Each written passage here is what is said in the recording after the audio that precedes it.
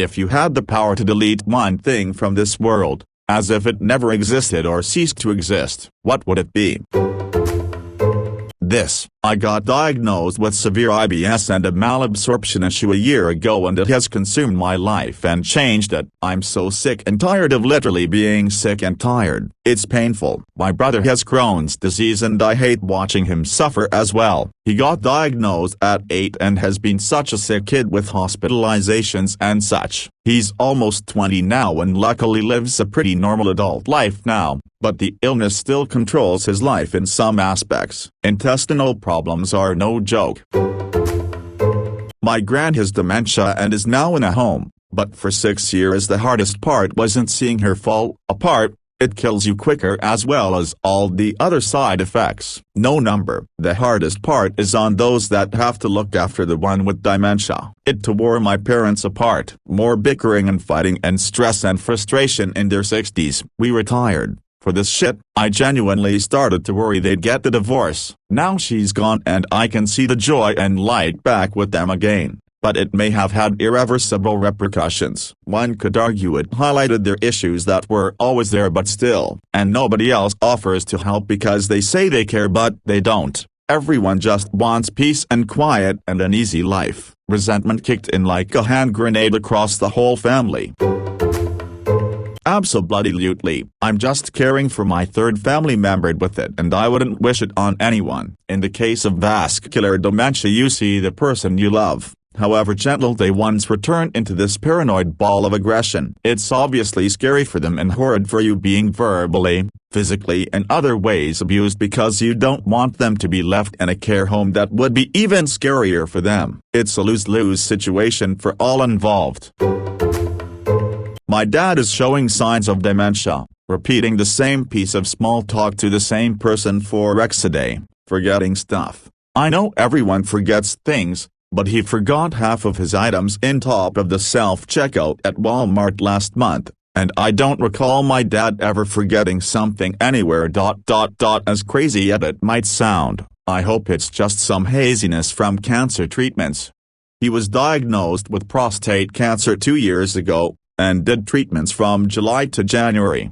He's doing very well, responded to treatments just as they'd hoped, but not entirely out of the woods yet.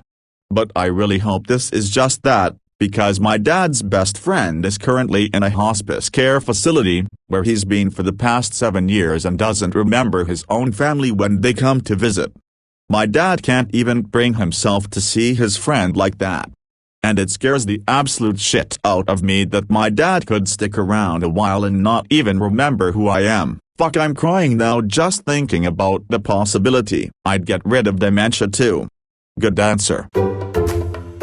My grandpa has dementia and lives alone, so my mom is trying to get him moved into a home for his safety. He was open to the idea at first, but then he went there for a dinner one night and after he told my mom he's not moving there because the people there are too old. He is 86. Hopefully we get him to move in, though he definitely shouldn't be living alone. My mom said she doesn't want to be alive if she ever gets really bad dementia and wants to make an agreement or something with me to help her with an assisted suicide if that ever happens. If we actually ever make an official agreement, I definitely honor and fuck that shit. It's hard to see someone like that. Like, I'd want my daughter to help me with that too. Damn, I complain sometimes about being the one of her 3 kids that always gets her heavy emotional stuff dumped on me, and wow, she's really out here asking me to help her commit suicide one day. At least I'm not exaggerating when I complain about that. She would never ask my siblings to do that kind of thing. Mel.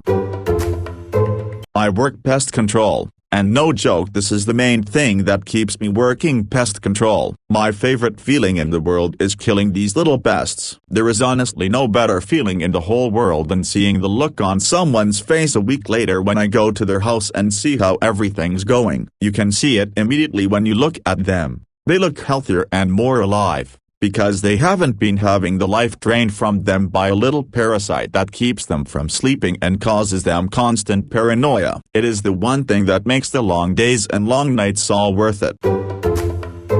Well, you got a 3 for 1 there. Bed bugs can depress you, especially if they're resilient and you can't get rid of them. You're wasting thousands of dollars you don't have just to give them a new home in your home, which leads to poverty. For example, the majority of Americans don't even have $500 saved up for an emergency. Bed bugs will rock your wallet trying to get rid of them, and oftentimes it won't even work. And corruption. I'm going out on a limb here, but places like Rent-A-Center are notorious for giving you bed bugs, and they seem to not do shit about it. Almost as if at some locations it's cheaper to let your whole showroom get infested than replacing it and fixing the issue. I know some locations know, and they hand it off to you anyways. And to add to poverty, Rack's business model is designed to fuck poor people. Sure, if you're able to pay it within a few months, the interest is low or non-existent. Go over that as most financially struggling people would, and you'll end up paying 2x, 3x, 4x plus the retail value of whatever you're renting. I know those other issues are very serious, and in some cases can't even be compared to this, but just justifying how your example would actually cover all those bases in a way, lol. I agree. I had to deal with the twice. It mentally fucks you up. My dad's house was severe. You can see them in the daytime crawling up the wall. I got them in my apartment last year, from a chair my dad gave me. Luckily we acted quick. My boyfriend, roommate and I got rid of the chair and couch. We had an inspector come out twice. Luckily we cleaned everything and got rid of them too. But now his grandmother has them and I cannot ever go into her house until I know they're gone. I'm mentally fucked from them. Had bed bugs for a month at a place, then was able to get out of the lease. My dad had to be very aggressive to the slumlord. Took about a month of constant work washing shit and loss of thousands of dollars of personal items to get rid of them. Wanting them to be gone isn't even selfish, it would help millions of people in poverty. Bed bugs fucking suck. Exactly. It's like Steve Hofstetter said, most people who don't want kids realize that they don't have the time, or the money, or the love it takes to raise a child. Then you have so many ignorant fucks that are responsible for overpopulation saying that goes there and boom, baby. I'm probably not going to have kids because I don't really have the patience for them, and that's okay. But if people would stop and think before putting things where they honestly shouldn't go, this world would be a lot better to live in. Edit. Thanks for the gold. Whoever sent that, you're awesome. We can fight back and take the telemarketing industry down by being creative. Waste their time. Make what they're doing unprofitable. Keep them on the line as long as possible. Every minute they're dealing with you, with no sale forthcoming, is a minute they're not making money. Fuck with them. Listen to their whole spiel. Ask dozens of questions. Just slow the whole process down. Screw 'em.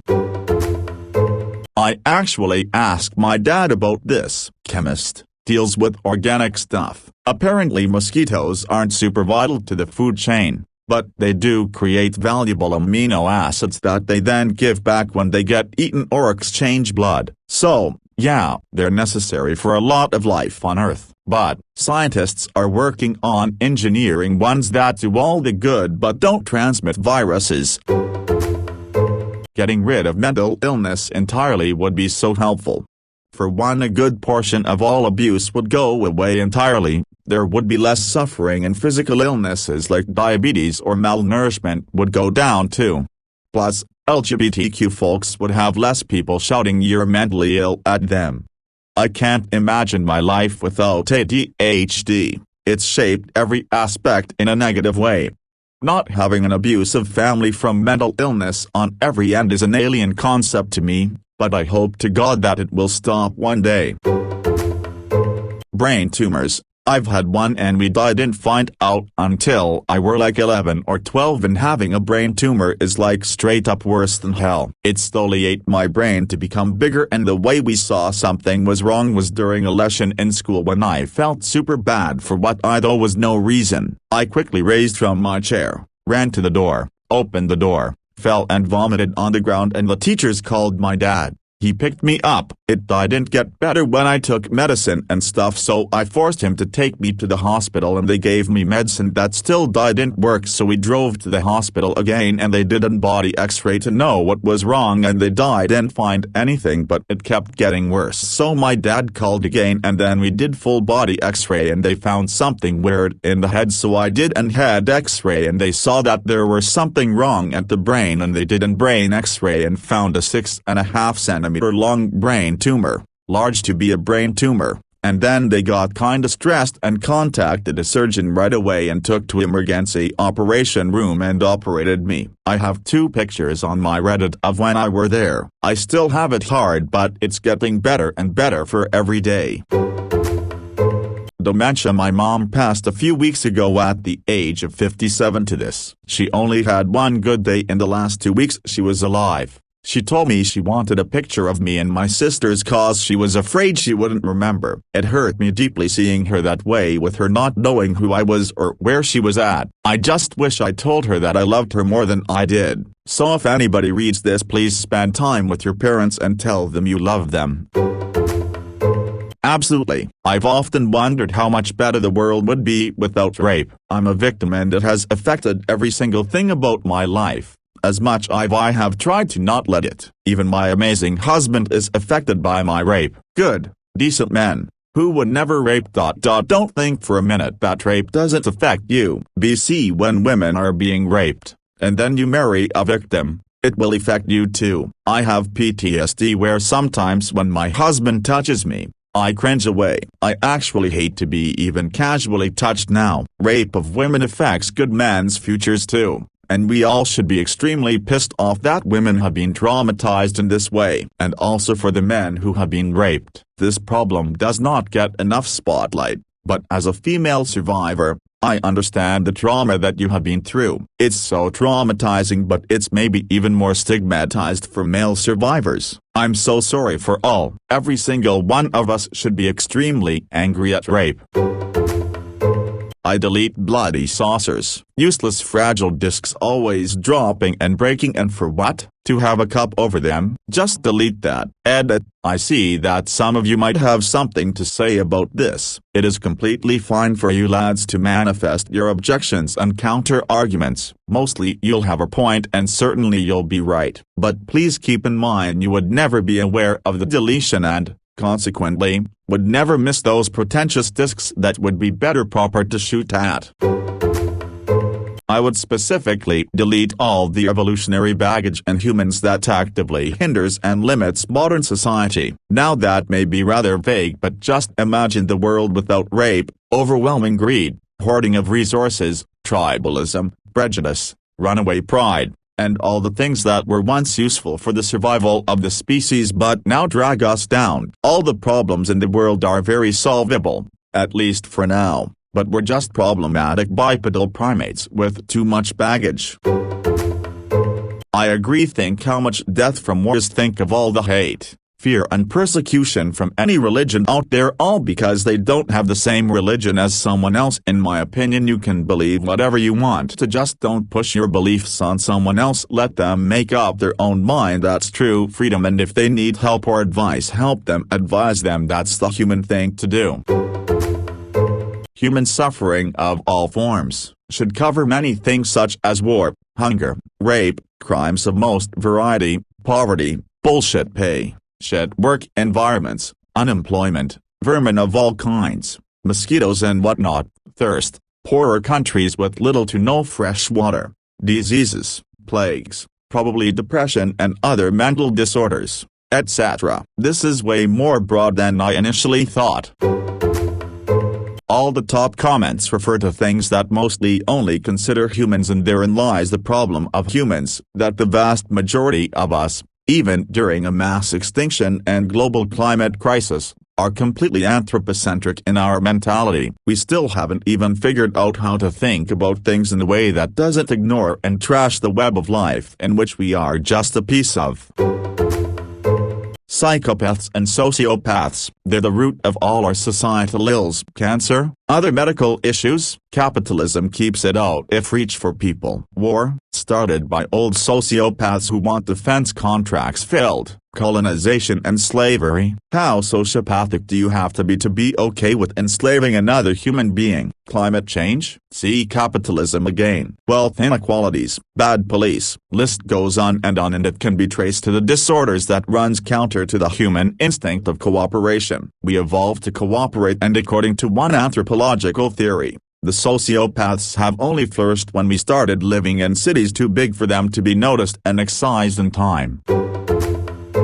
Dishonesty. I think that would take care of several of the other answers. If it was impossible for people to be dishonest, there would be no corruption. History would be vastly different. Most society would be better, so less stress and therefore less anxiety and depression, no abuse of any form, etc. Not sure if that would have an effect on physical illnesses like cancer, but mental well-being would be great.